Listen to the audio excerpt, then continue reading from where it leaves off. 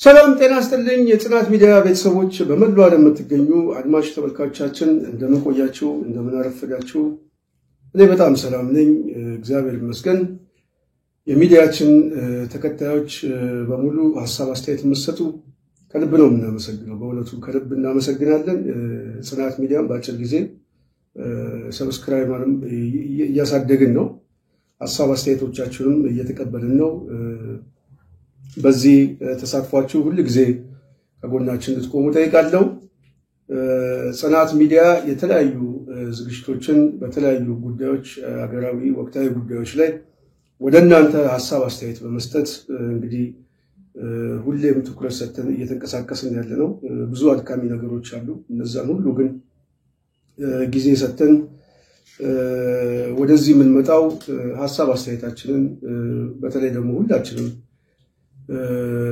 ባለንበት የሀገራችን የፖለቲካ ሁኔታ እጅግ ስለሚያሳስበን የሚሰማንን ስሜት ወደ ህዝባችን ማስተላለፍ አለብን ከሚል ግምት ነው ስለዚህ ጽናት ሚዲያ ተከታዮች እንደከዚህ በፊቱ ጽናትን በማስተዋወቅ ላይክ ሼር ሰብስክራይብ በማድረግ ሌሎችን በማጋራት ሐሳብ አስተያየታችሁን በመስጠት እንደዚሁም ደግሞ የምትችሉ ሰዎችን በመደገፍ ጽናትን በመደገፍ እንድታግዙ በደጋጋሚ ጊዜ ጠይቃለሁ ይሄንን ካልኩኝ አድማጭ ተመልካቾቻችን ዛሬ ምናልባት የማቀርባቸው ሐሳቦች ከዚህ በፊት ያነሷቸው ሐሳቦች አይደሉም ለየት ባለ ጉዳይ ነው ሐሳቡን ለማንሳት የምፈልገው አጀንዳውም ትንሽ ለየት ያለ ነው ስለዚህ ይሄ አጀንዳ በዋናነት ወደናንተ መጥቼ በዚህ ጉዳይ ላይ የሚሰማኝን እንደዚሁም ደግሞ ያለፍንበትን ታሪኮች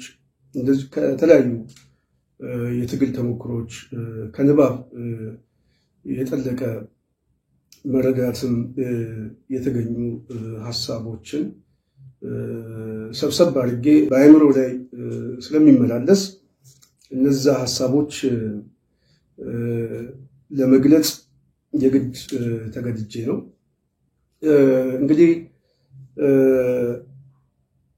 ቀድሜ ማሳወቅ የምፈልጋቸው አንዳንድ ነጥቦች አሉ ከሐሳቡ በፊት ከያስኳቸው ርዕስ በፊት ቀድሜ ማሳወቅ የምፈልጋቸው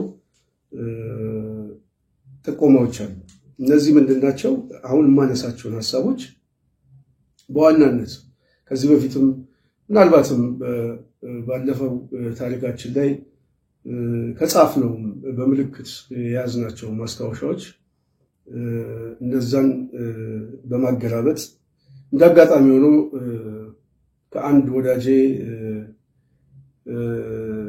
ይሄንን ቀረጻ በማድረግበት ጊዜ አጋጣሚ ተገናኝተን ጋብዞኝ ማለት ለመናገር ከሱ ጋር ትንሽ እየተጫወትን ያነሳዋቸው ሐሳቦች እሱ ወዳጄንም እጅግ በጣም ስላስገረመው ያ ስሜት ስለተሰማኝ እነዚህ ሐሳቦች በተለይ በትግል ውስጥ ያሉ አሁን እየተፈጠሩ ያሉ ወጣቶች አዲሱ ትውልድ በደንብ ይገነዘባሉ ወይ የችግሩ መንስኤውን በደንብ ያውቃሉ ወይ የሚል ሐሳብ ስለመጣልኝ ወደ ኋላ መለስ ብዬ እነዚህን ችግሮች በጥልቀት ማየትና በጉዳዩ ላይ መወያየት የግድ ያስፈልጋል የሚል ሐሳብ ይዤ ነው ምክንያቱም በዚህ ርዕስ ውስጥ ይሄንን ሐሳብ ሳነሳ የትኛውንም ውግንና ወይም የተለየ ፍላጎት የለኝም ይሄ ሊታወቅ ይገባል የኔ የተለየ ፍላጎት የምንታገልለት ህዝብ እኛም ነፃ ወጥተን በነፃነት በሀገራችን ላይ የምንኖርባትን ሁኔታ መፍጠር ለዛ ደግሞ እየተገፋ ያለ ህዝብ እየተገፋ ያለ ማህበረሰብ ክፍል በሂደቱ ላይ በነቃ ሁኔታ እንዲሳተፍና የችግሩን ምንጭም አሁን ያለበት ሁኔታ እንዲገመግመው ከመፈለግ የመጣ ነው ምናልባት በዚህ ደረጃ በደንብ ሰዎች ተንትነው ሊያቀርቡት የሚችሉ ሰዎች እንዳሉ አላውቅም ግን የተለያዩ መጽሐፎችም በተለያዩ የታሪክ አውድ ተጽፈዋል በተወሰነ መልኩ እነዛን ካገኘው የንባብ ሁለተኛ በሂደቱ ላይ ደግሞ በደም በተሳተፍኩበት ጊዜ ውስጥ ያየዋቸውን ተጨባጭ እውነቶች ለአዲሱ ትውልድ ማሳወቅ አለብን የሚል አመለካከት ነው። ምናልባት እድሜ ከሰጠን እንደዚህ አይነት ታሪኮችን በመጽሐፍ መልክ ከግል የህይወት ታሪካችን ጋር ብለን የምናወጣው ይሆናል። ወደ ዋናው ርዕሴ ስገባ ቅድም እንዳልኳችሁ ከወንድሜ ጋር በተወያየንበት ጉዳይ ላይ እሱን ርዕስ ይዤ ነው የመጣሁት። አንዱ እና ዋነኛው በዚህ ጉዳይ ላይ ዛሬ ውይይቴን የምቀጥለው። ምናልባት ይሄ ውይይት ከተራዘመ በሁለት ክፍል እንዲተላለፍ ነገሮችን እናመቻቻለን። ዋናው የርዕሱ ጉዳይ አማራን ያቆረቆዘው ታሪክ መስመሩን የጠበቀ መጓተት፣ የትግል ፈተናዎች፣ ውድቀትና መነሳት፣ ትንሳኤና ጨርሶ መጥፋት በሚል ምናልባት ርዕሱ በጣም የተራዘመ ይመስላል፣ ግን ሐሳቦችን ግን በዚህ አውድ ውስጥ የማያቸውና የሚተነተኑ እንደሆነ ከግምት ውስጥ እንድታስገቡ። የአማራ ትግል በተለያዩ መልኮች ተንጸባርቀዋል። በተመሳሳይ ደግሞ የአማራን እንደ ገዢ መደብ እንደ በዳይና እንደ ጨቋኝ የፖለቲካ ናሬቲቭ የያዙ ሰዎች ደግሞ በሌላ መልኩ ይሄንን ሐሳብ ለመታገል ማኒፌስቶን በማዘጋጀት በትጥቅ ትግልም ድርጅት መስርተው ለማሸነፍ ብዙ ሄደዋል።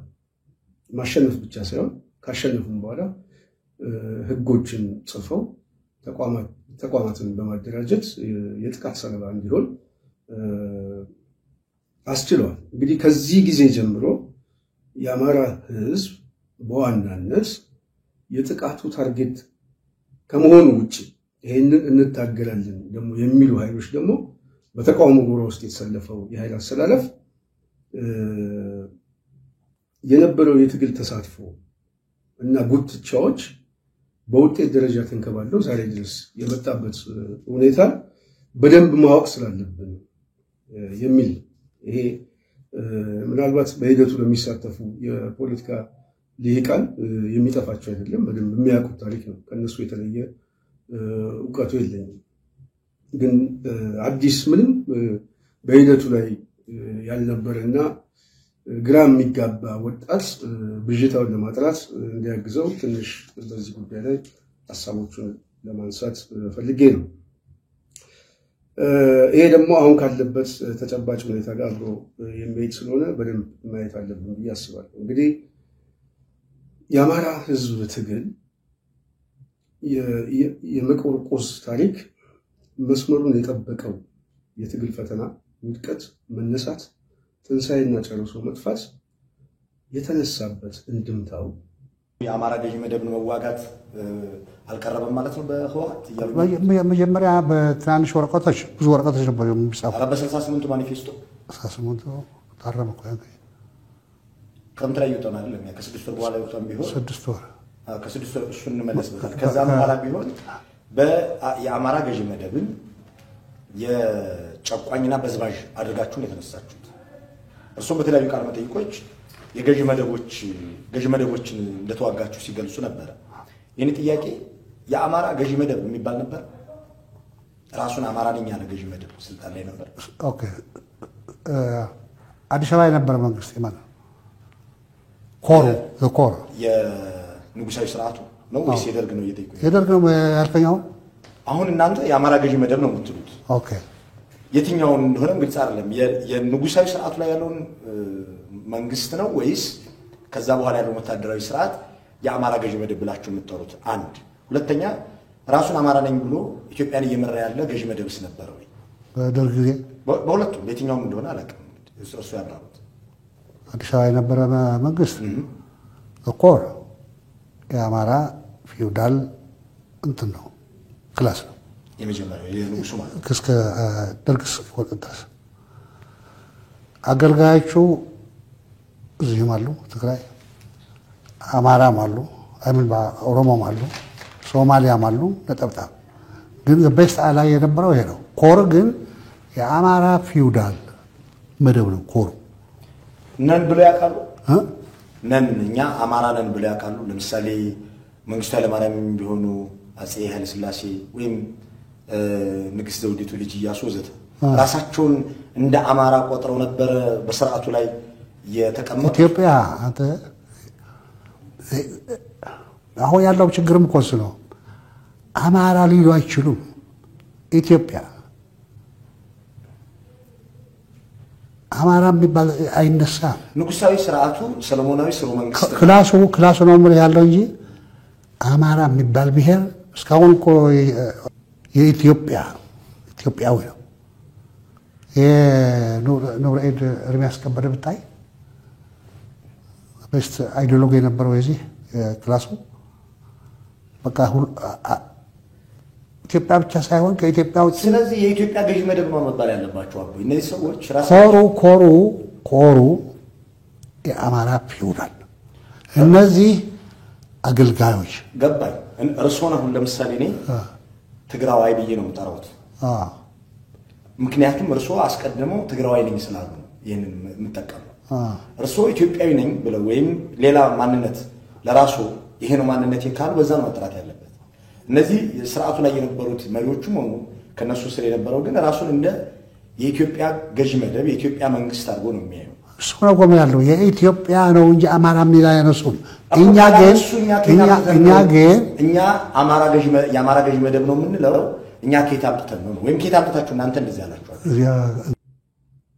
ቅድም እንዳልኳችሁ ከዚህ የጥላቻ ትርክት ውስጥ የሚቀዳ የ60ዎቹ ትውልዶች በዋናነት የተማሪው ትውልድ የሚባለው ያቀለቀለበት የንድፈ ሐሳብ ትንተናዎች ናቸው እነዛ የንድፈ ሐሳብ ትንተናዎቹ የ60ዎቹ ወጣቶች በዛን ሰዓት ተማሪዎች ተብሎ የሚታወቁት በሐሳቡ ላይ በጋራ ስምምነት ላይ እና የጋራ አቋም የያዙ ወጣቶች የትግል እንቅስቃሴ አድርገዋል ከፍተኛ አብዮት በመፍጠር ይሄ አብዮት ምናልባት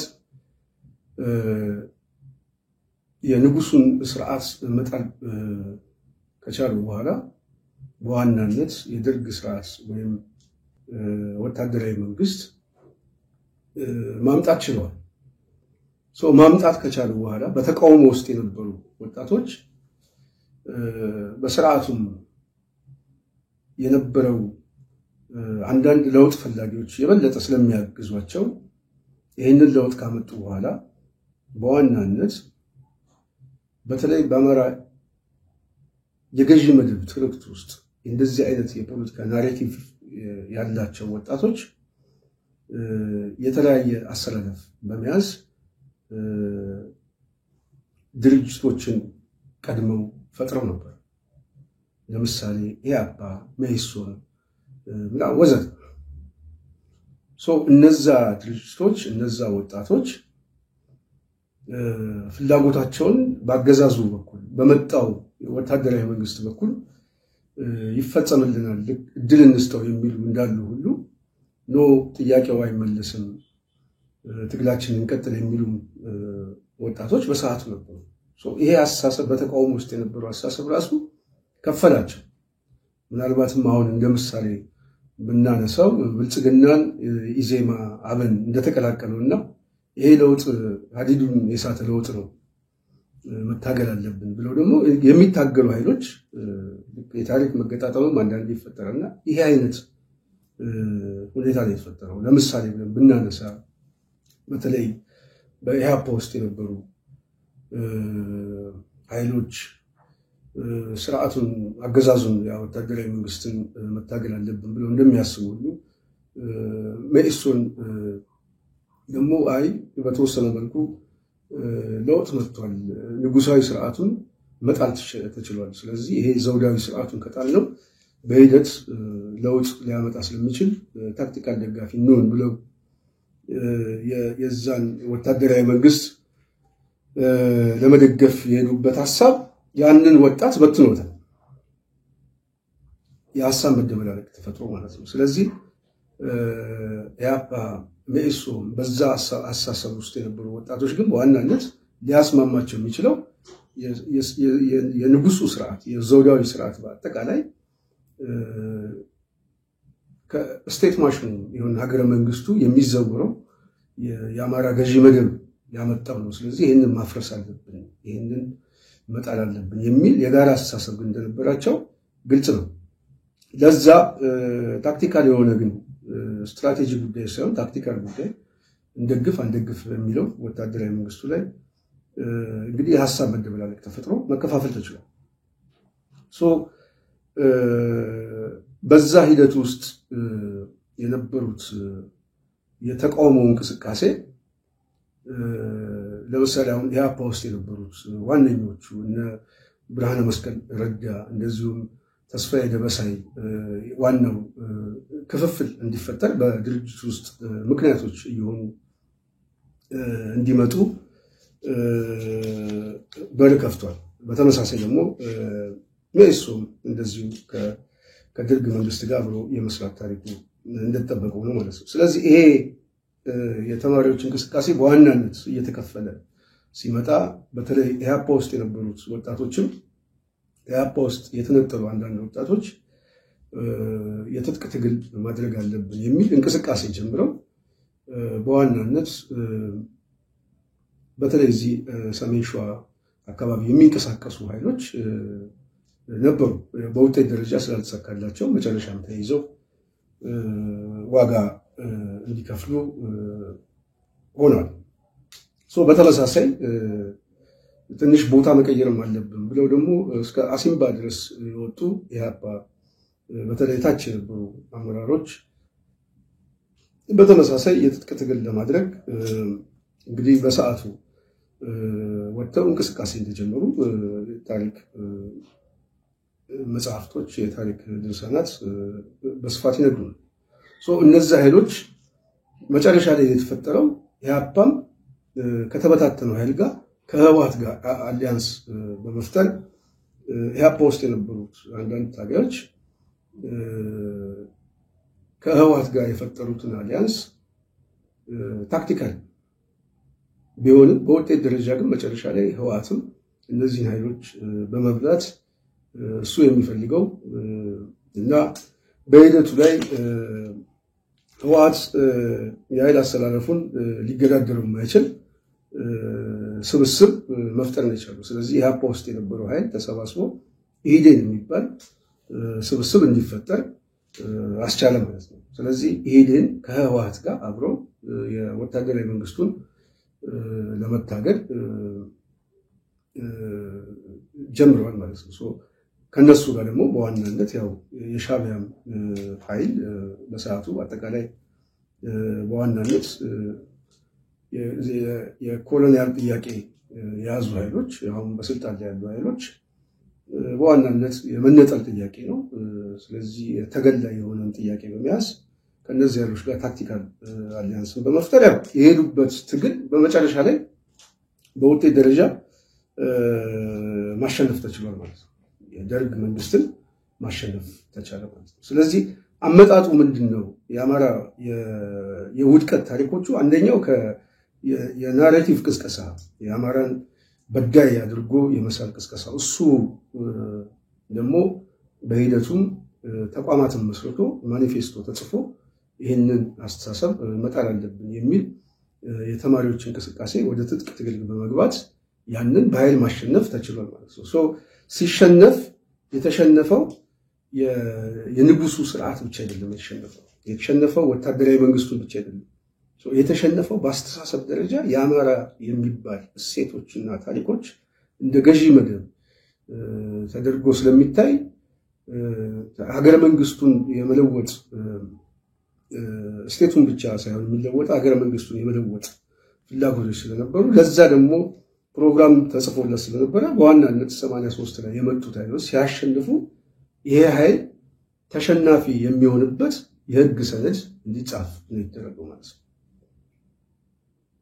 ስለዚህ የአማራውን የፖለቲካ ሊቃን በዋናነት ያው እነዛ የመጡት ሊቃን ብሎ አይደለም እንደ ህዝብ ነው በዋናነት ታርጌት የሆነው፣ ግን ሊቃኑ በስቴት ውስጥ እንዳይመጣ በስቴት ውስጥም ከመጣ ደካማ የሆነ የአማራ ልሂቃን እንዲፈጠር ለዛ ደግሞ ተቋማዊ የሆነ እና ስርዓታዊ የሆነ መንግስት እንዲወለድ ምክንያት ሆነ ማለት ነው። 83 ላይ መጣው ይሄ ነው። 83 ላይ ይሄ ከመጣ በኋላ ወደ ትግል መግባት አለብን ብለው የሚያስቡ ይሄ ህዝብ ወደ ችግር ውስጥ እየገባ ነው። ስለዚህ ይሄንን ህዝብ ከጥቃት ማውጣት አለብን ብለው የሚያስቡ የፖለቲካ ልሂቃን ከሞያቸው ወጥተው የፖለቲካ ድርጅት በመመስረት በተለይ በህገ መንግስቱም በምንም በዛ በሂደቱ ያልነበረው ማህበረሰብ እጅግ ስሜታቸው የተነኩ የአማራው ማህበረሰብ ልሂቃን ተሰባስበው መዓድ የሚባል ድርጅት እንዲመሰረት ምክንያት ሆኗል ማለት ነው። እንግዲህ በፕሮፌሰር አስራት የሚመራው መዓድ አሁን ምንድነው የኔ ታሪክ ሂደቱ ይሄ እየጠበቀ እንድንመጣ ብዬ ነው። ስለዚህ መዓድ ሲመሰረት በተቃውሞ ውስጥ ያሉ ስርዓቱን መለወጥ አለብን፣ በዋናነት በህዝብ ላይ የጥላቻ ናሬቲቮች የሚፈጥሩ አስተሳሰቦችን በሙሉ መለወጥ አለብን። ስለዚህ ለዛ ደግሞ የግድ ተቋም ያስፈልጋል። ምክንያቱም የፖለቲካ እንቅስቃሴ ግድ ተቋም ስለሚያስፈልገው ማለት ተቋም ታክቲካል የሆነ ጉዳይ ስለሆነ ማለት ነው። ያው ትግል ሲያስፈልግ ተቋም ደግሞ የግድ ነው መታገያ መንገዱ ስለሆነ፣ ስለዚህ ተቋም መስርተዋል በሰዓቱ መዓድ። መዓድ ከተመሰረተ በኋላ የተቃውሞ እንቅስቃሴ ዋነኛ ነጥብ እዚህ ላይ ስለሆነ ማለት ነው። መዓድ ከተመሰረተ በኋላ የተማሪዎች እንቅስቃሴ ላይ የነበረው ክፍፍል የታክቲክና የስትራቴጂ ክፍፍል እንደነበረው ሁሉ ልክ በተቃውሞ ጎራም ከ83 በኋላ በመዓድ ውስጥ ክፍፍሎች እንዲፈጠሩ ሂደቶቹ መስመሩን ጠብቆ መጣ። መስመሩን ጠብቆ የመጣ ዋናነት የክፍፍል ሂደት ትላንት የነበረው ስብስብ በዚህ ውስጥም ተጠቃሎ እጆቹ ስለገቡበት ያ የ60ዎቹ ትውልድ እየተንከባለለ በአዴን ውስጥም በኢሂድን በሰዓቱ የነበረው ትግሉን እንደዚሁም ደግሞ በውጭ በኩል ደግሞ የነበረው ደግሞ በደርግን ራሱ የደርግ ስርዓትን በመታገል እንደዚሁም ደግሞ የድርጅቶች የእርስ በርስ መጓተት በተለይ ኢህአፓም በኢሶን የነበሩት የእርስ በርስ መጓተትና መገዳደል የጥላቻ መበቃቀል ሁሉ እየተንከባለለ ወዴት ይመጣል? ያው የ83 ላይ ይመጣል። ያ 83 ላይ ደግሞ የፈጠራቸው ሁኔታዎች ደግሞ የበለጠ የተቃዋሚ ድርጅቶች ሲሰባሰቡ እነዛው ስብስቦች በመዓድ ውስጥም ተመሳሳይ የሆኑ ችግሮች ተፈጠሩ። ስለዚህ መዓድ ውስጥም ተመሳሳይ የሆኑ ችግሮች የተፈጠሩት በዋናነት የታክቲክ ጉዳዩና የስትራቴጂ ጉዳዮች ናቸው። ተመሳሳይ ሁለቱ የስትራቴጂ ጉዳዩ ምንድነው? በዋናነት የአማራ ድርጅት ተብሎ በንድፈ ሐሳብ የተቀመጠ ትንተና መቀየር አለበት። ስለዚህ የኢትዮጵያ የሚል አስተሳሰብ መያዝ አለብን፣ ይሄ ማህበረሰብ ከዛ ማዕቀፍ መውጣት የለበትም የሚሉ እና ጥያቄዎቹ ሳይመለሱ ሌሎቹ በተመሳሳይ በስማቸው ተሰባስበው መጥተው ህግ ጽፈው መንግስት ከሆኑ ለምንድን ነው አማራው በተለየ መልኩ ሊያስብ የሚችለው? ስለዚህ ጥቅሙን ለማስጠበቅ የግድ ስትራቴጂክ የሆኑ የንድፈ ሐሳብ ትንተናዎችን መልቀቅ የለበትም የሚል ልዩነቶች ተፈጠሩ። እነዛ ልዩነቶች በመዓድ ውስጥም መከፋፈል ተፈጠረና መዓድ ተከፈለ። መዓድን የያዙ ሰዎች እንዳሉ ሁሉ መዓድን ደግሞ መዓድ ብለው የመላው ኢትዮጵያ አንድነት ድርጅት የሚል ማለት ነው በዚህ ስያሜ ተቋም ተፈጠረ ማለት ነው። አሁንም የተቃዋሚው ችግር በዚህ በመዓድ ውስጥም ተሰባስቦ መቆም አልቻለም። ልክ ከዚህ በፊት እንዳልኳችሁ መጓተቱና መያያዙ የተፈጠረበት ታሪክ ደግሞ መዓድ ውስጥ ገባ። መዓድን ከፈለው። መዓድን ከከፈለው በኋላ ደግሞ መዓድ ውስጥም የነበረው የኃይል አስተላለፍ ተመሳሳይ ነው። ምክንያቱም የሚገለባበጡት ሰዎች ከዛም ከዚህም የሚመጡ ሰዎች ነበሩ።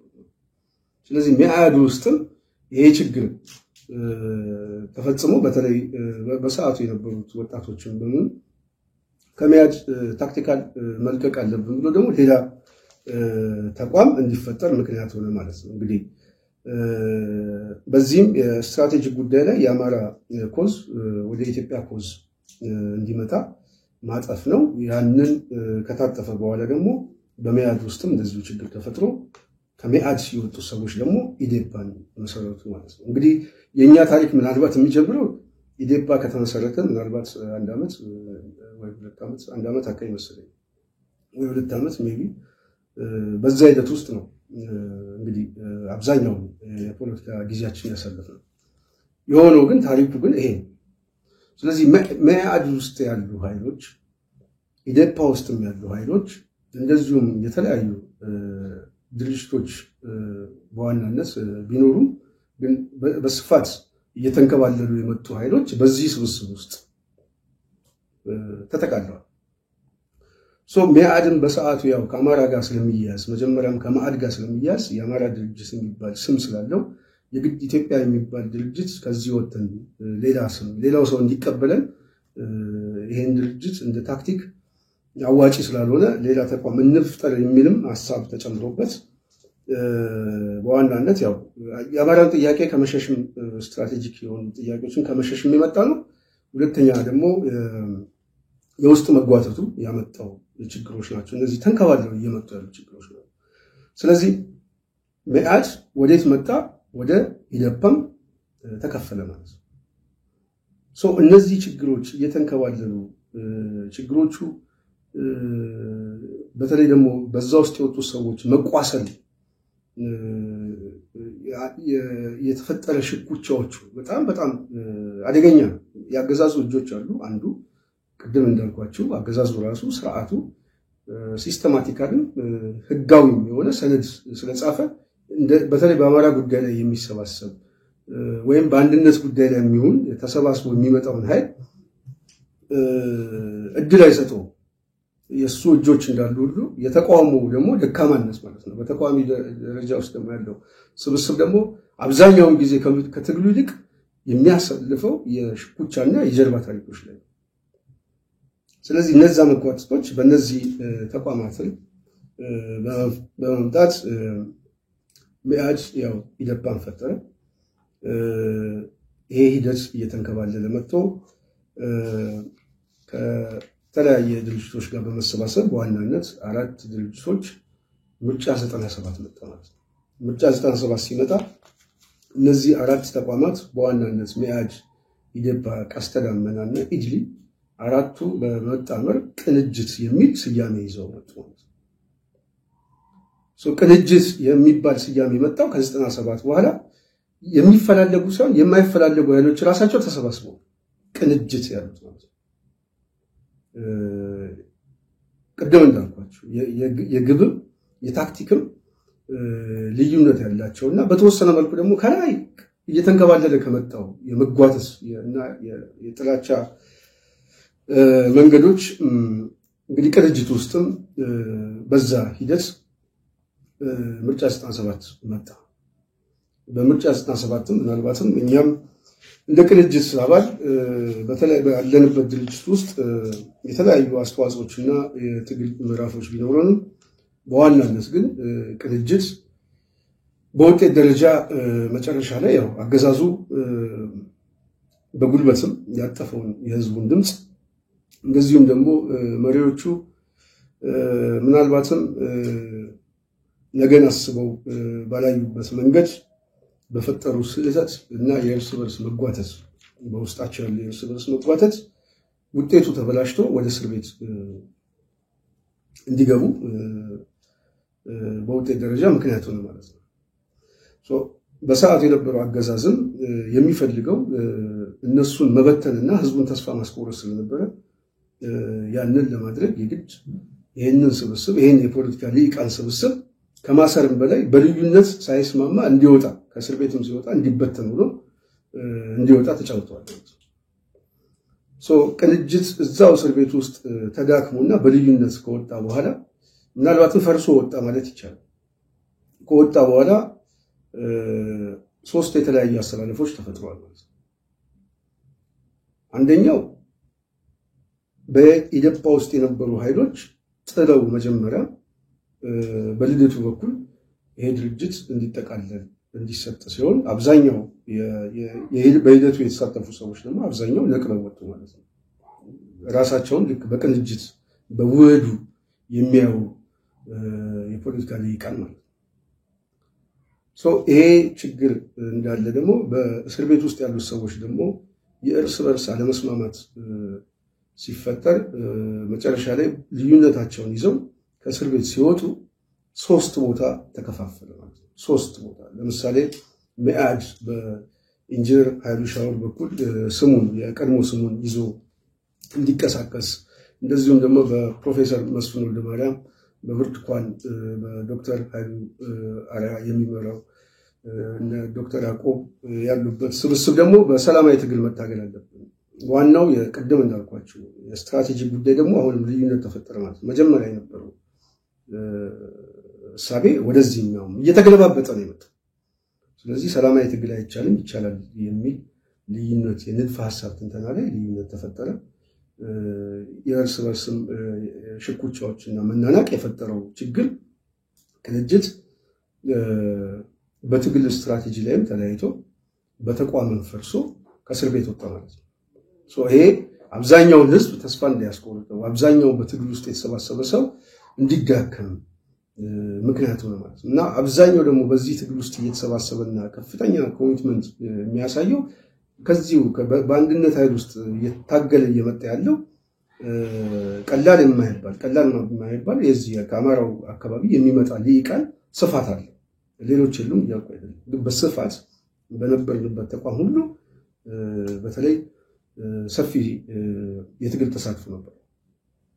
እነዚህ የቅንጅትም ልሂቃኖቹ ከወጡ በኋላ በሶስት የተለያየ አሰላለፍ ተከፈሉ። አንዱ ቀድሞ የነበረ ስማችንን እንያዝ በቃ ቅንጅት ከከሰመ የሚል መኢአድን ማስመለስ፣ ሁለተኛው የቀደመ ስማችን አያስፈልገንም በውህደት ከስመናል ስለዚህ አዲስ ፓርቲ ነው ማቋቋም አለብን የሚልም ሐሳብ ያላቸው ነው። ሰላማዊ ትግል ደግሞ አይቻልም የሚል ሐሳብ ያላቸው ተከፋፈለ ማለት ነው። በእነ ብርሃኑ በእነ ሙሉነ ዩኤል በተለይ የትጥቅ ትግል ማድረግ አለብን የትግል ታክቲኩን መቀየር አለብን የሚል ነው። ሰላማዊ ትግል ማድረግ አለብን ወደ አገር ቤት መመለስ አለብን የሚሉ እንደዚሁ በእነ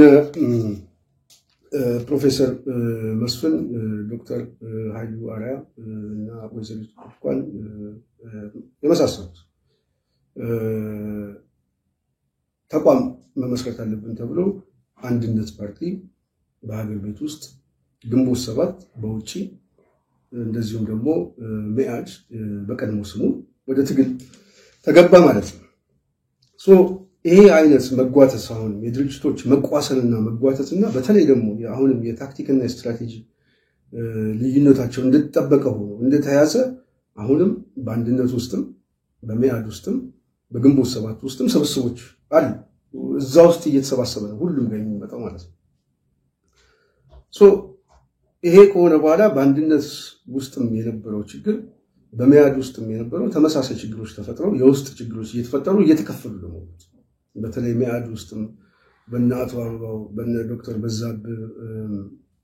በዛብህ ደምሴ መሰል ሌሎችም እንደዚሁም ያው የተለያዩ ሰዎች እዛ ውስጥ የነበሩ ሰዎች ያው ልዩነት እና መገለባበጦች እየተፈጠረ ድርጅቶች እየተከፈሉ መጡ። አንድነት ፓርቲም ከተመሰረተ በኋላ በምስረታ ውስጥ የነበሩ ዋነኛ የፖለቲካው ልሂቃን ያው እነ ፕሮፌሰር መስፍን ወልደማርያም ወይዘሪት ብርቱካን በተለይ ከታሰረች በኋላ ችግሮች እየተፈጠሩ የውስጥ አንጃዎች እየተፈጠሩ መጡ። መጓተቶች እየተፈጠሩ እየተገለባበጠ የመጣ ተቋማት ላይ እየተገለባበጠ የመጣ በተለይ ከዛ ጋር በተያያዘ አንድነትም ተከፈለ ማለት ነው።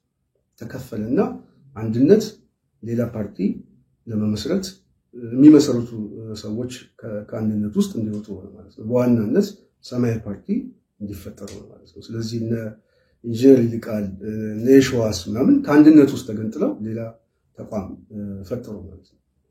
በመያድ ውስጥ ያሉት ሰዎች ደግሞ ያው በተወሰነ መልኩ ተዳክሞ ግን ሽኩቻው ግን የእርስ በርስ ሽኩቻው ነው እየወጡ የሚመጡ ሰዎች ናቸው ያሉት እንጂ በአብዛኛው ድርጅት የመሰረቱ ሰዎች አልነበሩም። ግን አደገኛ መጓተቶቹ ግን በሂደት ውስጥ ያሉ ሁሉም ጋር አሁንም አንድነት ውስጥ የነበሩ ሰዎች በሁለት ሲከፈሉ ሰማያዊ ውስጥና አንድነት ውስጥ የነበሩት መጓተቶች እና መቋሰሎች መጡ ማለት ነው። በተለይ ደግሞ ከአንድነት ውስጥ የነበሩ ሰዎች እነ ፕሮፌሰር መስፍን ከወጡ በኋላ እነ ዶክተር ያዕቆብ እና መሰል ከውጭ ሆነው የነበሩት ሰዎች ስለነበሩ እነሱን ከወጡ በኋላ መቋሰሎችና መደማማቶች ነበሩ ማለት ነው። እነዚህ ታሪኮች እየተገለበበጡ የመጡት ቤት ነው ከትላንት ጀምሮ ማለት ነው። አሁን ምንድነው የአማራ ትግል እዚህ ጋር የመጣው ዋነኛ ነጥቡ ላይ ሊመጣበት ስለፈለኩ ነው። ከ60ዎቹ የተማሪዎች ንቅናቄ ጀምሮ የነበረው ሽኩቻ የኃይል አሰላለፍ የትጥቅ ትግል ውስጥ የገቡት ኃይሎች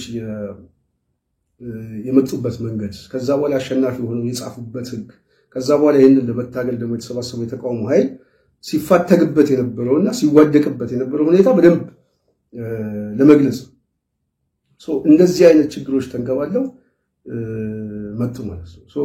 ግንቦት ሰባትም የሚለው በተወሰነ መልኩ መቀመጫውን ኤርትራ አድርጎ በሀገር ቤት ዋነኛ የትግል ቤዝ መፍጠር አለብኝ የሚል ሁሉን አቀፍ የትግል ስልት ተጠቀማለሁ በሚል መቀመጫውን እዛ አድርጎ ትግል ተጀመረ።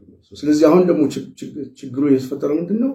በትጥቅ ትግል ታገሉ ሰላማዊ ትግል አይቻልም የሚሉና ይቻላል በሚሉ ላይ ደግሞ ፍትጊያ ተፈጠረ፣ መቋሰሎች ተፈጠሩ። የውስጥ እሱ ደግሞ አልበቃ ሲል ደግሞ በውስጥ በኩል ደግሞ ያለ የኃይል አሰላለፍ ደግሞ እየተከፈለ ይመጣል።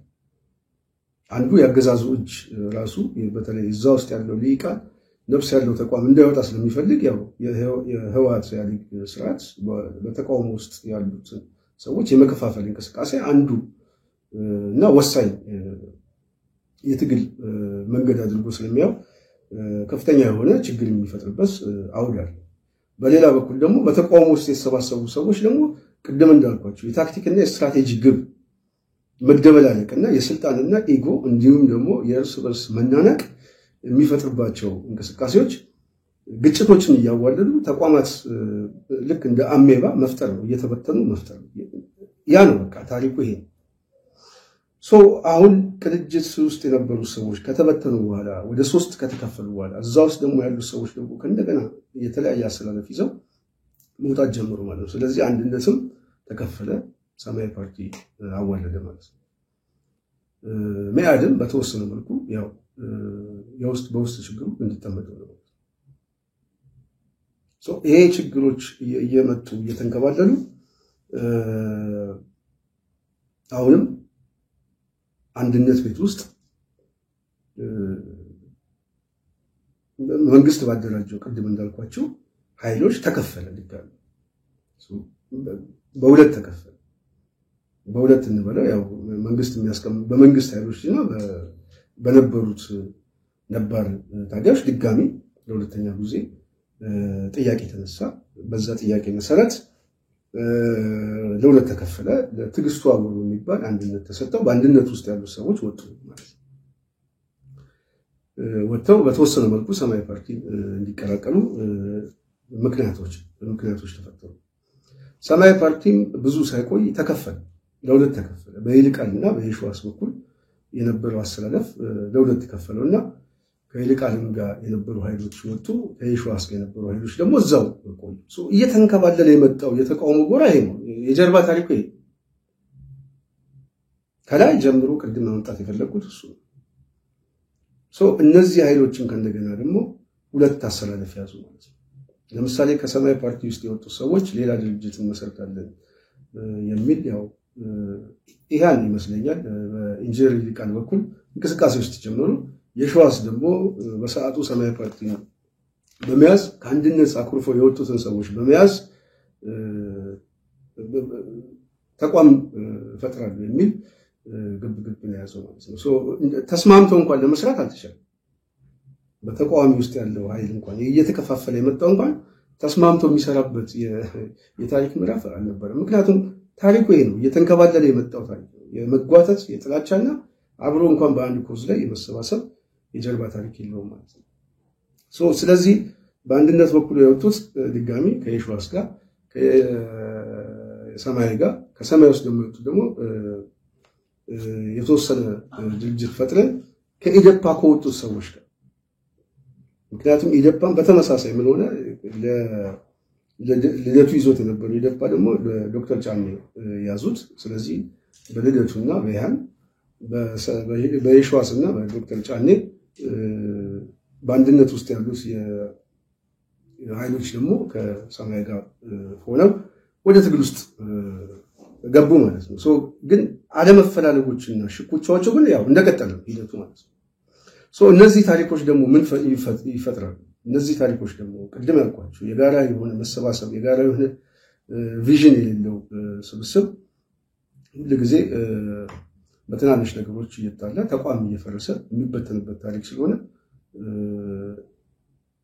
የግንቦት ሰባት በተመሳሳይ ነብራኑ አካባቢ ነበረው እንደዚሁ በትንት የተወሰነ ኃይል እየተንጠባጠበ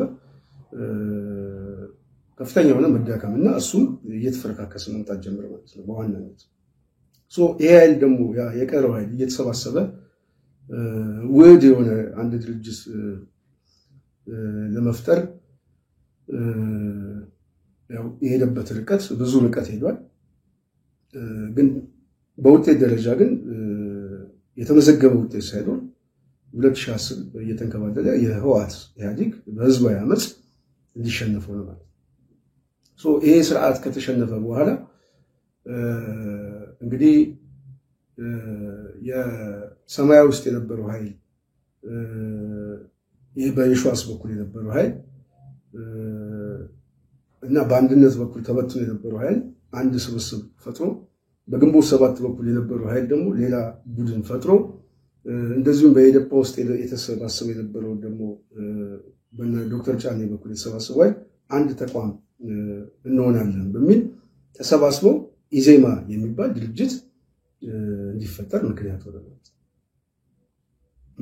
ማለት ነው በተመሳሳይ ደግሞ በሰዓቱ የአማራው ትግል እየተንከባለለ እየመጣ በዚህ ደረጃ ከፍተኛ የሆነ ስብራት ደርሶብናል ስለዚህ ከአንድነት ኃይሉ ጋር በዚህ መንገድ መሄድ የአማራ ጥቅሞችን ዋጋ እያስከፈለ ስለሆነ ድርጅት መመስረት አለብን የሚል ስብስቦች እና ሐሳቦችን እየተፈጠሩ ሲመጡ አብን የሚባል ድርጅትም እንዲመሰረት ምክንያት ነው አሁንም እነዚህ ተቋማት እና እነዚህ ስብስቦች የተለያየ ፍላጎትና የተለያየ አመለካከት ያለው ስብስብ ለምሳሌ አብን ሲመሰረት ከሰማያዊ ፓርቲ ውስጥ ከአንድነት ፓርቲ ውስጥ ከግንቦት ሰባት ውስጥ እንደዚሁም ከባዕዴን ተመላሽ የሆነ ከባዕዴን የጀርባ ታሪክ ያለው እንደዚሁ ተመሳሳይ ዓላማ እና ግብ የሌለውና የትግል ታሪክ የሌለው ተሰባስቦ አብን እንዲመሰረት ምክንያት ሆነ ማለት ነው ኢዜማም ሲመጣ በተመሳሳይ እንደዚሁ ከ60ዎቹ ጋር አብሮ የነበረ ትውልድና ይሄኛው አዲሱ ትውልድ የሚባለው እንደዚሁም ደግሞ በጀርባ ታሪኩ ደግሞ የታክቲክና የስትራቴጂ ግጭት ያንከባለለ ይዞት የመጣው ኃይል ተሰባስቦ ሳይግባባ ያለ መግባባቱን እንደ መግባባት ይዞ ተቋም ተመሰረተ ማለት ነው ኢዜማ የመጣው በዚህ ምክንያት አብንም የመጣው እንደዚሁ በተመሳሳይ የትግል ተሞክሮ እንደዚሁም የጀርባ ታሪክ በተመሳሳይ ደግሞ የመዳረሻ ግብ እና መሪዎችን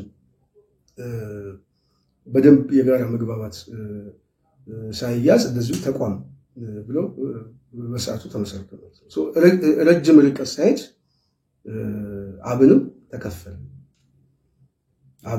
ተከፈለ ማለት ነው የስልጣን ሽኩቻ የድርጅት ሽኩቻ በመሐከላቸው ላይ ገባ ማለት ነው ስለዚህ ምን ተፈጠረ ተከፈለ ቀደም እንዳልኳቸው ይሄ በድርጅት ታሪክ ውስጥ እየተከፋፈለ እየተበተነ የሚመጣበት ልክ እንደ አሜባ የሚበጣጠስበት ታሪክ አብን ውስጥም እጆች አሉ ማለት ነው እጆቹ ገብተዋል ያው የኢትዮጵያ ፖለቲካ እንደዚህ ስለሆነ ስለዚህ አብን ከ2010 በኋላ በቤተ መንግስትና በእስረኞች አብን ማለት ነው ልክ መኢሶን ሄዶ የኢሰፓ ላይ እንደተለጠፈው አብን ሄዶ ብልጽግና ላይ እናግዘው የሚል ሁኔታ ተፈጠረ ማለት ነው። ኢዜማም በተወሰነ ደረጃ የተሰባሰቡት የጋራ ግብና መዳረሻ የሌለው ስብስብ ተሰብስቦ ስለነበረ በውጤት ደረጃ አይ እንደግፈው አገዛዙ ለውጡን እንደግፍ በሚል ተከፈለ ማለት ነው። የሚደግፍና የማይደግፍ ልዩነቶች እየተፈጠሩ መጡ ማለት ነው። በዛ መካከል ማን ይፈጠራል? ባልደራስ የሚል ድርጅት ደግሞ ይፈጠራል ማለት ነው። እንግዲህ ባልደራስ የሚባል ተቋም ደግሞ ሲፈጠር ደግሞ የራሱ የሆነ ኮዞች አሉት። አሁን ቅድም ብያቸዋለሁ። አሁን ባልደራስ ውስጥ ደግሞ ከተለያየ ስብስቦች የመጡ ናቸው። ለምሳሌ አሁን ከአንድነት ውስጥ ከቅንጅት ውስጥ ምናምን ከነዛ ታሪክ ውስጥ አብሬ እየመጣሁ ምንም አይነት ደግሞ ታሪክ የሌላቸው ሰዎች ደግሞ ኦልሞስት ጥቂት ሰው ሊኖሩ ይችላሉ። ግን አብዛኛው ግን ደግሞ ከኢዜማ ውስጥ የሚወጡ ከአብን ውስጥም ከግንቦት ሰባትም ከምናምን እንደዚህ አይነት ታሪክ ውስጥ ከነበሩ ስብስብ ነው ባልደራስ ሲመስል። ባልደራስ ውስጥ የነበረው ሂደት ረጅም መንገድ ሳይሄድ ተከፈለ ማለት። አሁን ይሄ የመከፋፈሉ ታሪክ ነው። በተለይ ይሄ ስብስብ ውስጥ መናገር እንፈልጋለን። ስለዚህ ባልደራስም ኢዜማ በተመሳሳይ ማለት ነው። ያው ኢዜማ የሰማያዊ ፓርቲ በየሸዋስ እና የአንድነት ተቀናሽ ከነበሩት በእናንዱዓለም በኩል የነበሩት ኃይሎች ተሰባስበው የግንቦት ሰባት ተመላሽ ጥምረት ፈጥረው አንድ ተቋም እንፍጠር ቢሉን በውጤት ደረጃ ግን እነሱን ተበተነው ማለት ነው። ባልደራስን እንዲፈጠር ምክንያቱ ነው ማለት ነው። ባልደራስ ደግሞ ከተፈጠረ በኋላ ይሄው ስብስብና ይሄው በዚህ አንድነት ኃይል ውስጥ እየተሰባሰበ የሚመጣ ኃይል ከማዕድ ጀምሮ ከስልሳዎቹ ጀምሮ የተሰባሰበ ትውልድ ሁሉ የነበረ ስለሆነ የተለያየ ፍላጎቶች የተለያዩ መዳረሻና ግቦች የያዘ አመለካከት በውጤት ደረጃ ተበተነ ማለት ነው። ከዛ በኋላ ባልደራስም ክፋይ የግንቦት ሰባት ክፋይ የኢዜማ ክፋይ የአንድነት ክፋይ የሰማያዊ ፓርቲ ክፋይ እንደዚሁም የአብን ክፋይና የኢዴፓም ክፋይ የብአዴን ክፋዮች እዛ ውስጥ በዛ ሂደት ውስጥ የተሰባሰቡት ለማለት ነው። ክፋይ ብዬ መግለጽ እንፈልጋለሁ ማለት ነው። በሂደቱ ላይ የነበሩ ሰዎች የአማራ ትግል ላይ በተለይ የፋኖ ትግል ላይ ገቡ ማለት ነው። ስለዚህ የፋኖ ትግል ሲገባ በተመሳሳይ ከዚህ የጀርባ ታሪክ አብሮ የተያዘ ታሪኮችና የመጓተት የመቋሰል ያለ መግባባት ፍጹም ያለ መግባባት ማለት ነው ታሪኮች ናቸው እየተንከባለሉ ማለት አንዱ ከአንዱ ጋር መቆም አይችልም ማለት ነው።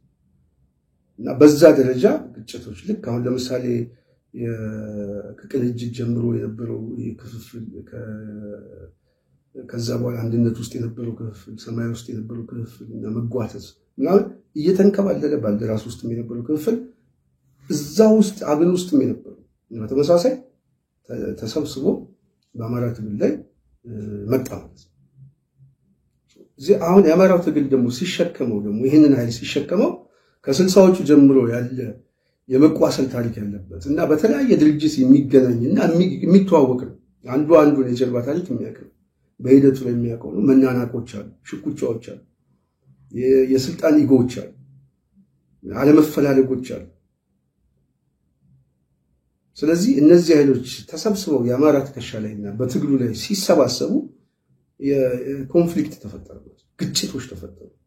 ምናልባት አንዳንድ ሰዎች ምናልባት በሂደቱ ላይ የሚሄዱ ሰዎች ቀድሞ ሊተነብዩት ይችላሉ። እኔ በአማራ ትግል ውስጥ እንደዚህ አይነት ችግሮች ሊፈጠሩ እንደሚችሉ ከዛሬ 2-3 ዓመት በፊት በደንብ ይገባኝ ነበር። የጊዜ ጉዳይ ነው እንጂ ችግሮቹ ምልክቶቹ እንደሚታዩ ማለት ነው። ስለዚህ እነዚህ ኃይሎች ተሰብስበው በትግሉ ላይ ሲመጡ ይሄ አዲስ የሆነው ወጣት እና ብሔርተኝነቱ ያነሳሳው የቆሰለው ወጣት ከስልሳዎቹ ጀምሮ የነበረውን ታሪክና ከዛ በኋላ ደግሞ እስካሁን ድረስ ያለውን የድርጅቶች ኢጎ መቋሰል መፈራረስ ታሪኮች ስለማያውቀው መሸከሙ ላይ ችግር ይፈጥርበታል ማለት ነው። ስለዚህ ምን ይፈጠራል? የተለያዩ አንጃዎች፣ የተለያዩ ፍላጎቶች፣ የተለያዩ መጓተቶችና የተለያዩ የኃይል አስተላልፎች ይፈጥራሉ። ስለዚህ ቅድም እንዳልኳችሁ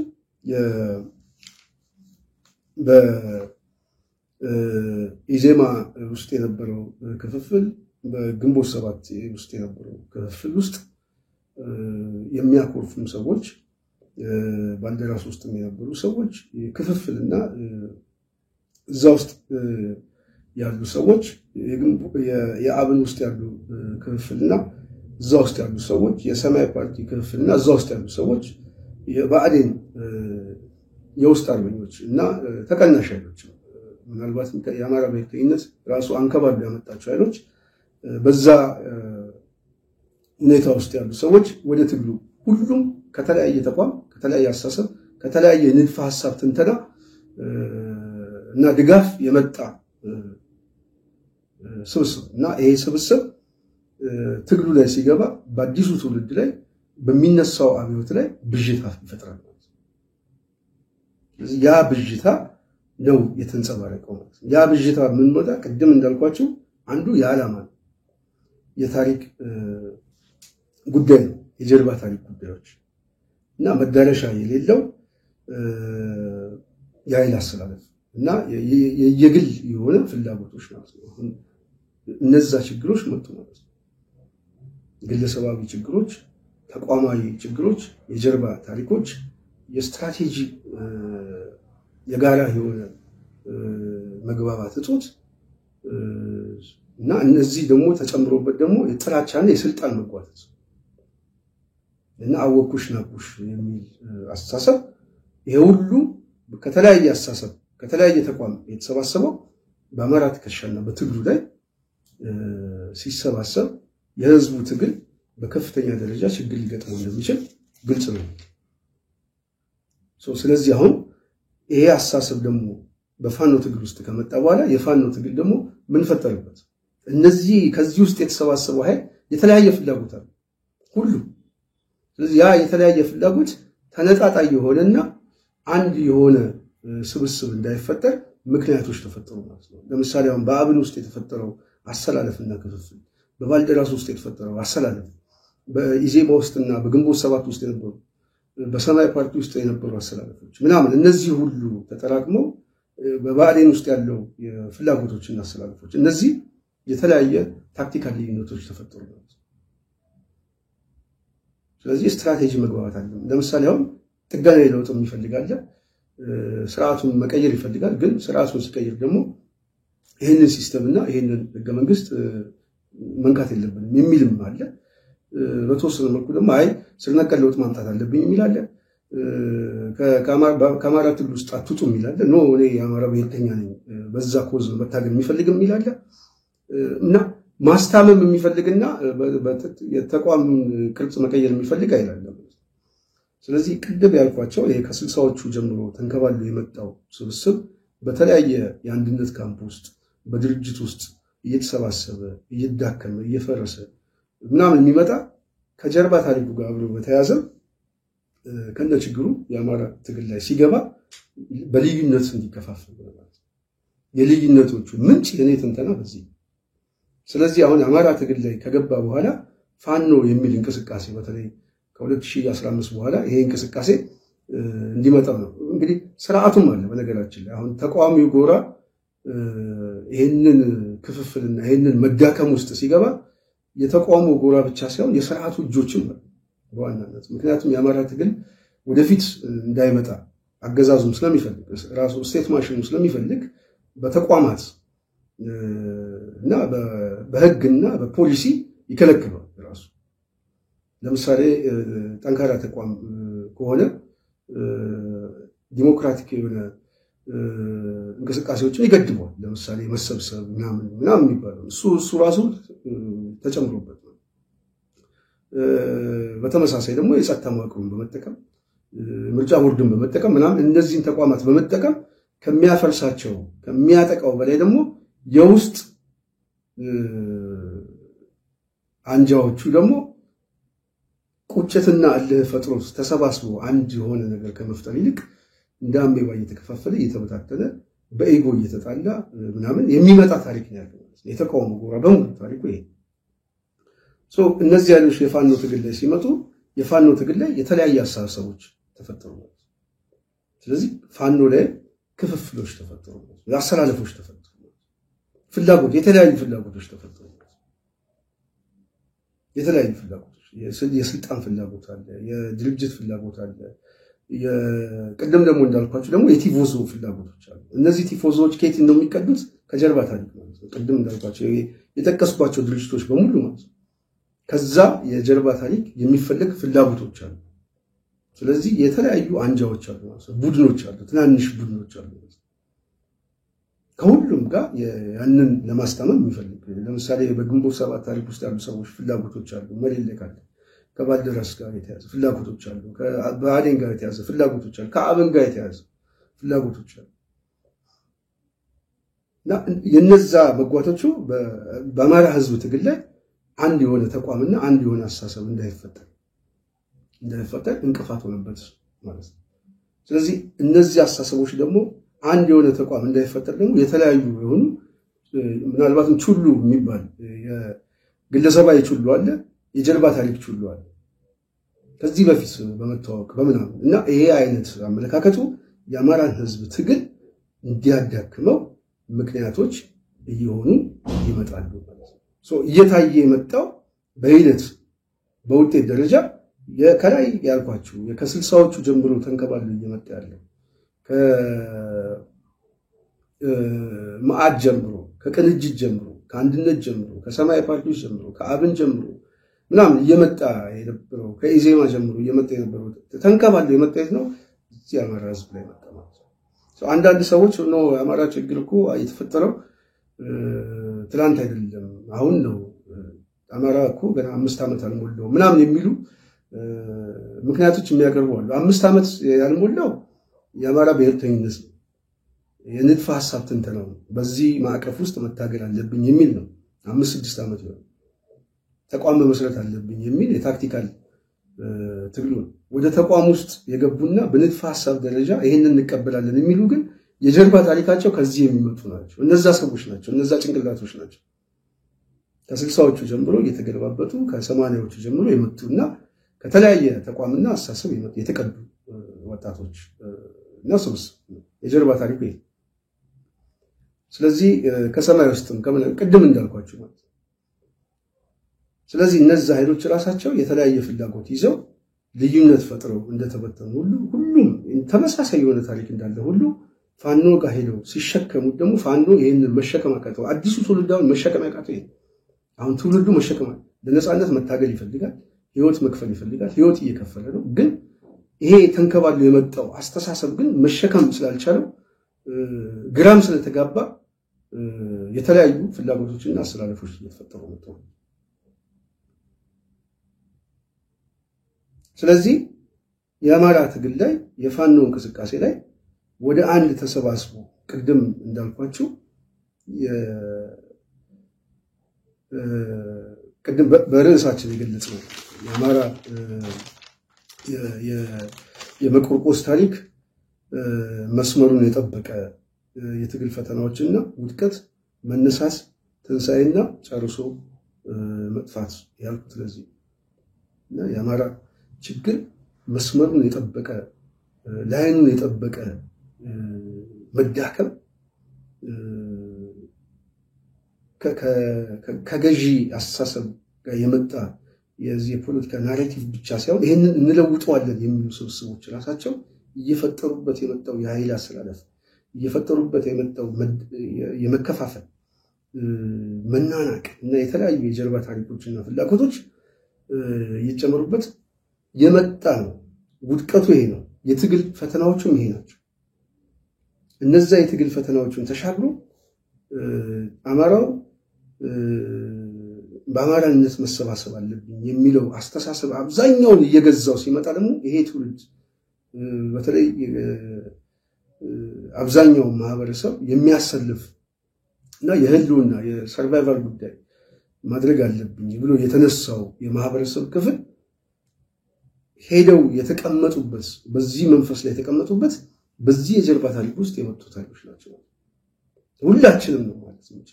እኔ ነጥዬ የምናገረው የተለያዩ ፍላጎቶች አሉ። እኔ አሁን ለምሳሌ የምፈልጋቸው ሰዎች ይኖራሉ፣ የማልፈልጋቸው ሰዎች አሉ። ካደረ ታሪካችን ጋር አብረን እየተቆሳሰልን ከመጣናቸው ሰዎች አሉ። ልክ አለ በትግል ውስጥ በነገራችን ላይ አብዛኛው ስለማያውቅ እንደዚህ አይነት ሰዎች አሉ። ማለት በጋራ ሆነን እንኳን የማንሰባሰብ እንኳን አንድ ያልሆነን ማለት ነው። ስለ አንድነት እያወራን ስለ አማራ ትግል እንኳን እያወራን በዛ ውስጥ እንኳን መሰባሰብ ማንፈልግ ስብስቦች አሉ። እነዚህ ታሪኮች ናቸው ሄደው አማራ ትግል ላይ የተቀመጡበት ማለት ነው። የአማራ ትግል ደግሞ ይሄንን መሸከም አቃተው። አዲሱ ትውልድ መሸከም አቃተው፣ ግራ ተጋባ። የተለያዩ ፍላጎቶች ናቸው የሚንጸባረቁት፣ የተለያየ አመለካከቶች ናቸው፣ የተለያየ መዳረሻና ግብ ነው። በዛ ምክንያት ችግር ውስጥ እየገባ መጣ ማለት ነው። ስለዚህ ፋኖ የሚለውን እንቅስቃሴ በራሱ አንድ ተቋም እንዳይፈጠር አንድ የሆነ የአማራ ጥያቄ የአማራ የሆነ አስተሳሰብ ግብና መዳረሻ ያለው ትንተና ለዛ ደግሞ አንድ የሆነ ተቋምና መሪ ያለው እንዳይፈጠር ምክንያት ሆነው ይሄ እነዚህ ታሪኮች አብረው መጥተው እነዚህ ታሪኮች ደግሞ የበለጠ ደግሞ ጉልበት የሚያገኙት ደግሞ የስልጣን ያዘው ኃይል ገንዘቡንም ጠበንጃውንም ያዘው ኃይል ተሰባስቦ አማራው ተቋምና ስብስብ አንድ የሆነ ለውጥ ሊያመጣ የሚችል እንቅስቃሴ እንዳይገባ ገንዘቡንም ጠበንጃውንም ስለሚጠቀም። ስለዚህ በአማራ ትግል ውስጥ ቅድም እንዳልኳቸው የተለያዩ አሰላለፎችና ፍላጎቶችን ይፈጥራል ማለት ነው። እሱ በተግባር ነው የተንጸባረቀው። አሁን ነጥቤ እዚህ ላይ የአማራ ትግል ፈተናዎቹ ከ60ዎቹ ጀምሮ እየተንከባለለ የመጣና ከዛ በኋላ ደግሞ በስቴት ማሽን ውስጥ እየተፈጸመበት ያለው ህግና መዋቅራዊ የሆነ ጥቃቶቹ ተጨምሮበት በተቃውሞ ጎራ ውስጥ ያለው የአንድነት ኃይሉ መከፋፈልና መዳከም ያ መቋሰል ተጨምሮበት አሁን ላለው የህልውና አደጋ ውስጥ እንዲወድቁ ነው። የህልውና አደጋ ውስጥ ደግሞ ወድቅ ያለው ብሎ ካመነ በኋላ ይሄንን ለመቀልበስ በሚያደርገው የትግል ታክቲክ ላይ ደግሞ ይሄ የጀርባ ታሪክ ያላቸው ሰዎች ስለመጡ ልክ አብን ውስጥ የነበረው ችግሮች ሁሉ ሌሎችም ላይ የነበረው ፋኖ ላይ መጣ ማለት ነው። ስለዚህ በፋኖ ውስጥ አሁን ምን ተፈጥሯል? አዲስ ትውልድ ተፈጥሯል። ከዚህ ሂደት ጋር የሌለ የተሰባሰበ በዙሪያው ግን ደግሞ የተሰባሰበ ደግሞ በሂደቱ ያሉ ሰዎች ደግሞ አሉ። በሂደቱ ያሉ ሰዎች ሁላችንም ነው የምንለው። ስለዚህ ያ በሂደቱ ያሉ ሰዎች ደግሞ የተለያየ ሞቲቭ አላቸው፣ የተለያየ አይነት ፍላጎት። በዛ ሂደት ውስጥ የተሰባሰቡ ሰዎች ደግሞ የድጋፍ መሰረቱ በተለያየ ፍላጎቶችና በተለያየ የወዳጅነት አሰላለፍ ይቆም። ስለዚህ በአንድነት ኃይል ውስጥ ያለው መጓተት በስልሳዎቹ ውስጥ የነበረው መጠፋፋት በፋኖ ትግል ላይ መጣ ማለት ነው። ይሄ ነው መሬት ላይ ያለው ታሪክ ነው። ስለዚህ ውድቀቶቹ የትግል ፈተናዎቹ ይሄ ናቸው። ትንሳኤው ግን የአማራ ተቋም ብቻ ሳይሆን አማራው ጥያቄ ለማስመለስ ከዚህ በኋላ የህልውና ትግል ውስጥ እገባለሁ ብሎ ከልጅ እስከ አዋቂው መነሳቱ የትንሳኤው መነሻ ነው። ለኔ የትንሳኤው መነሻ ነው። የትንሳኤው መነሻ ላይ ግን ቅድም በተነተንኳቸው ባስቀመጥኩት ሁኔታ ላይ ያንን ችግሮች መሸከም የሚያቀተው እና ለዛ ችግር ደግሞ ጥቃት ሰለባ የሆነ አመለካከት ተፈጥሮ ትንሳኤውን የሚያጨልም ጨርሶም ወደ መጥፋት ትንሳኤውን የሚያጨልም ጨርሶ ወደ መጥፋት ደግሜ መናገር የምፈልገው ምናልባት በደንብ እንዲገባን ለመጥፋት በሚያስችል ሁኔታ ላይ ይሄ ከላይ ቅድም ያስቀመጥኳቸው ከላይ እስከታች የነበረ ታሪኮች በሙሉ ተጭነው ጨምድደው ይዘውታል። አገዛዙ ደግሞ ቅድም ያልኳችሁ ይሄ ስቴት ማሽኑ ደግሞ ይሄ አመለካከት እንዳይመጣ በሰማይ በምድር በገንዘብ በቴሌ ሁሉን አቀፍ የጥቃት መሳሪያዎችን በመጠቀም ማህበረሰባዊ የሆነ የለውጥ ፍላጎቶችን አስተሳሰቡን ብቻ ማጥፋት ሳይሆን ትንሳኤው ላይ ራሱ ጥቁር ሸማ ለማልበስ እየፈጸመ ይገኛል። ስለዚህ የአማራ ትግል ፈተናው ቅድም ብያቸዋለሁ፣ ትንሳኤው መነሳቱ ነው። እንደ ህዝብ ተነስቶ ዋጋ ለመክፈል የሄደበት መንገድ ነው። የውድቀት ታሪኩ ትላንትና ያለፈበት መንገድ ነው። ጨርሶ ለመጥፋት ደግሞ እያቆጠቆጠ ያለው ደግሞ አሁን ያለበት በዙሪያው እየከበበ ያለው አሰላለፍ ነው። ችግሮች ናቸው። አሁን ብዙ ሰው እኔ አሁን ትላንት የነበሩትን ታሪኮች ምናምን በተቋም ደረጃ ነው እንጂ በግለሰብ ደረጃ መናገር አልፈልግም። ወደፊትም ቅድም ብየዋለሁ። በሂደት ውስጥ በጣም የተማርኩበት ነገር ቢኖር የጀርባ ታሪክ ላይ ግለሰባዊ የሆኑ ጉዳዮች ላይ ምናምን ሁሉን ነገር ወደ አደባባይ አውጥቼ እኔ በትግል ታሪኬ ላይ የተናገርኩት ነገር የለም። በትግል ታሪኬ ውስጥ ነው ግለሰባዊ ችግሮች እንኳን ቢኖሩ በልዩነት በዝምታ ነው ሞት ሰው በዛ ዲሲፕሊን ነው እኔ ያደኩበት። ይሄ በጣም በጣም ደስ የሚለኝ ጉዳይ ነው። ማንንም ሰው ጋር የመጓተት ታሪክ ውስጥ የእርስ በርስ ሽኩቻ ውስጥ ምናምን ነገር ምናልባት በስሜ የሚያገኝ ሰው ካለ እኔ በጣም ኃላፊነት ወስጄ ይቅርታ ጠይቃለሁ። የለም። ስለዚህ አሁን ግለሰብን ማንሳት አልፈልግም። እንደ ተቋም የነበረ ችግሮችና ድክመቶች ግን እና ውድቀቶች ግን አሁንም ህዝቡ ላይ የአማራ ህዝብ ላይ ትከሻው ላይ ሄዶ ተቀምጦ ያ ትከሻው ዝሏል። መዛል ብቻ አይደለም፣ ትከሻው ሊወልቅ ነው። የትከሻው መውለቅ ደግሞ የጠላት መጫወቻ ነው። ጠላት ደግሞ ያጠፋው በውጤቱ ያጠፋው በውጤቱ የሚጠፋ የአማራ ማህበረሰብ እንዲፈጠር ደግሞ ምክንያት የሚሆነው ደግሞ ከስርዓቱ ብቻ የሚቀዳ ሳይሆን ለውጥ እናመጣለን ከሚሉ ኃይሎች ራሳቸው የሚመጣ ችግር ነው። የነሱ ችግር ብቻ ደግሞ ሳይሆን ደግሞ ይሄንንም ማስተሳሰብ የሚደግፈው ተነጣጣይ የሆነ ቡድንተኝነት ነው።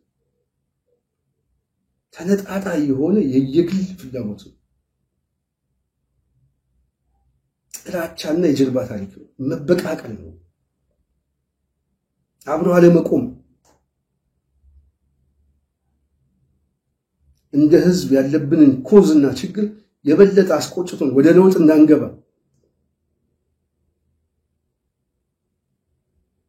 ምክንያት መሆን የሚፈልግ ኃይል ስለተሰበሰበ ይሄን የምናገረው ስለማዝን ብቻ አይደለም። ምናልባትም በሂደቱ ላይ እንድትሳተፍና እንድታዘብነው ሁኔታ ነገ ጠዋት የታሪክም ተወቃሽ መሆን ስለማንፈልግ ስለዚህ ይሄ እየተንጠባጠበ እንደ አምቤባ እየተከፋፈለ የመጣው ኃይል ደግሞ በተቃውሞ ደረጃ ብቻ አይደለም። በጣም የሚገርመው ይሄ ታሪክ በሚዲያ ውስጥ ነው፣ በአክቲቪስት ውስጥ አለ፣ በፖለቲከኛ ውስጥ አለ። ታሪኩ ይሄ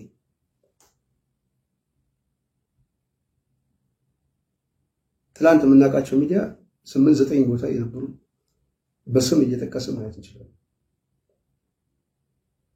ስለዚህ እነሱ የአንድ ሳንቲም ግልባጭ ነው። አገር ቤት ውስጥ ያለው የትግሉ መንፈስ በዚህ ደረጃ የተቃኘ ስለሆነ ማለት ክፍፍሉና መጓተቱ በዚህ የተቃኘ ስለሆነ በድጋፍ መሰረቱ ላይ የትግሉን በሚደግፍ የሚዲያው የድጋፍ መሰረት ላይ በተመሳሳይ ልዩነትና ሽኩቻዎቹ እየከፋፈለው የተለያየ ፍላጎትና አንጃ የተለያየ መሳሳቦች አሉ ማለት ነው። አሁን አማራው ወደ ውጤት ወደ ድል እንዳይሄድ እንቅፋት የሆነው እነዚህ አስተሳሰቦች በዙሪያው ስላሉ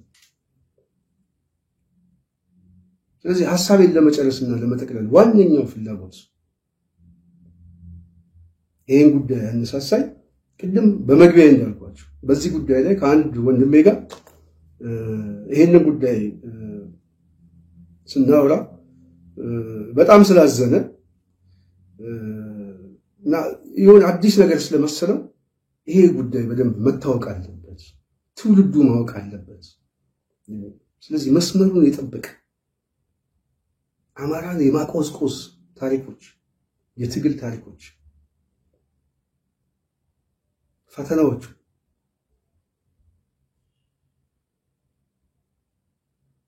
እና ከትንሳኤው ከውድቀቱ ከትንሳኤው ጀምሮ እስከ ጨርሶ እስከ መጥፋት ድረስ የሄደበት መንገድ ዛሬ ላይ ቆመን እንገኛለን። እንጥፋ ወይንስ እንኑር? ጥያቄ አሁን አማራን ከዚህ ችግር ውስጥ እናውጣው ወይንስ ማቅ አልብሰነው ሁሉም ሰው ከማንም እኔም እንኳን ኃላፊነት ወስዳለሁ በሂደቱ ላይ የግድ በሐሳብም በምንም የነበረን ሰዎች ማንንም ከሌ ብዬ ማንሳት አልፈልግም። እያንዳንዱ ሰው የታሪክ የትውልድ ተጠያቂ ብቻ ነው። ምናልባትም የሚመጣው ትውልድ ሁሉ ትግሉን ሸጠን በትግሉ ላይ ዋጋ በማስከፈላችን ሁሉ ሊበቀለን ይችላል። በነገራችን ምናልባት እድሜ ልካችንን በስደት በምን እንኖራለን እንጂ አጠገቡ ጋር ቆመን በአማራ ጉዳይ ላይ ስሙን የምናነሳ የታሪክ መዝገብ አይኖርም። ውድቀቱና ኪሳራ የበለጠ ዋጋ ያስከፍለናል። ዋጋ ደግሞ ሲያስከፍለን ጠላቱ ላይ አይደለም፣ ከጠላቱ በላይ እኛ ላይ ዋጋ ያስከፍለናል፣ ይበቀለናል። ከባድ የሆነ አደጋ ውስጥ የሚገባ ትውልድ እንፈጥራለን ማለት ነው። ጠፍቶ የሚያጠፋ መጥፋቴ ካልቀረ ጠፍቻ አጠፋለሁ የሚል ትውልድ ሊፈጠር ይችላል። ስለዚህ ይህንን ትውልድ ማዳን እኛን ማዳን እንደሆነ ሊገባን ይገባል። በዛ ዙሪያ የተሰባሰበ ሊቃንን ማዳን እንደሆነ ሊገባው ይገባል። ምክንያቱም ይሄ ሊቃን ዋጋ ስላስከፈለ፣ በተቋም ውስጥ ተሰባስቦ ዋጋ ስላስከፈለ፣ ተቋም በማፍረስ በመጓተት ዋጋ ስላስከፈለ፣ የትግሉን ታሪክ እያስረዘመው ስለመጣ አሁን ደግሞ ከእንደገና ህይወት በሚከፍልበት ትግል ላይ ደግሞ ተጨማሪ ውሃ እየቀለሰበት እንደሆነ እየገባው ሲመጣ ለዚህ ሁሉ ውጥንቅጥ ዋጋ ያስከፈሉኝ እነዚህ ናቸው ብሎ ያመነ ጊዜ እውነቴን ነው የምነግራችሁ ዋጋ ያስከፍላል።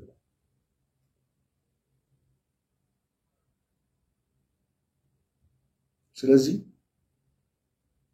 ትንሳኤው ላይ ቆሞ በትንሳኤው ላይ በነገ ውጤቱ ላይ በነገ ተስፋው ላይ ከምንሳለቅ እንዲጠፋ ጨርሶ እንዲጠፋ የሚያስችል የመጓተት ያለፈ የጀርባ ታሪክ የሚሸከምበት ትከሻ እንደሌለው ገብቶ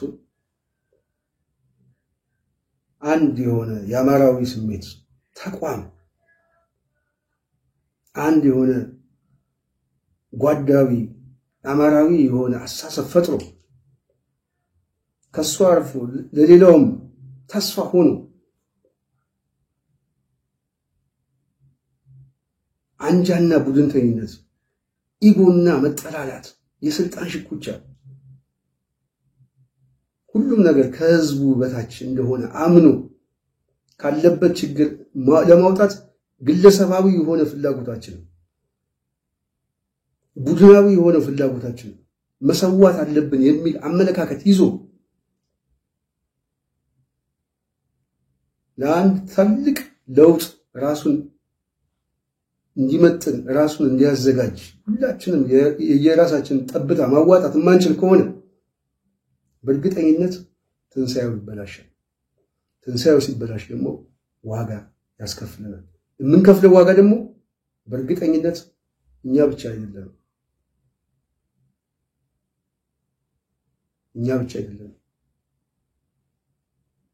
ከኛ ጋር የተያያዘው ታሪኮች በሙሉ ዋጋ ያስከፍላል።